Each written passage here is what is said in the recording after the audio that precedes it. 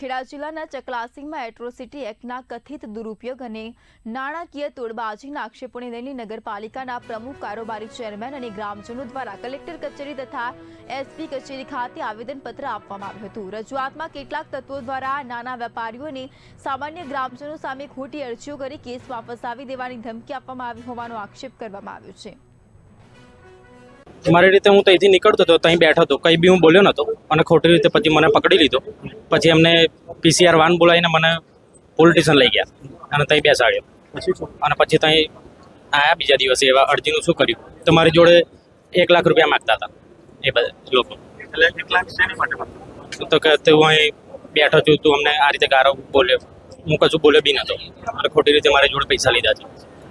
પછી મારી માગણી છે કે આ ન્યાય મળે મને અને નહીં એમને સમાધાન કરી દીધું છે। મને ધમકી બી આપતા હતા કે તને 6 મહિનાની જેલ થશે અને આ રીતે તારે બેસવું પડશે, તારા પર એફઆઈઆર કરવી પડશે।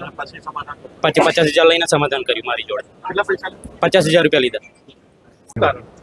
કારણ એવું છે કે જે અનુસૂચિત જનજાતિ છે, એસટી એસસી સમાજના લોકો, એમાં અમુક સિલેક્ટેડ માણસો છે 6-8 જણા, એ લોકોને ટાર્ગેટ કરે છે, નાના ધંધાવાળા છે, અને એને ખોટી એટ્રોસિટીની ધમકી આપી અને પોલીસ સ્ટેશનમાં ખોટી અરજી આપી અને એને તોડપાણી કરે છે। અને આ રીતના દરેક સમાજ લોકો ત્રાહિત થઈ ગયા છે, એટલે આખું ગામ ભેગા થઈ અને આજે કલેક્ટર ઓફિસે આપણે આવેદનપત્ર આપ્યા છીએ।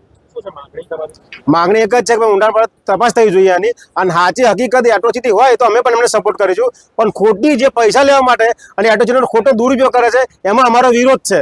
અને અમારે ચકલાસી પૂરતું આપણે આવેદનપત્ર આપવામાં આવ્યું છે અને એમાં અમારે ન્યાય જોવે અને ઊંડાણપૂર્વક તપાસ થાય। સાચું હોય તો કેસ કરે, અમને કોઈ વાંધો નથી, પણ આ તો રિક્ષામાં બેન ભાડું માગે તો બી એટ્રોસિટી લગાવે છે અને ભાડાના 1500 રૂપિયા થતા હોય 15 રૂપિયા અને 15,000ની માગણી કરે છે, તો એ ખોટું છે।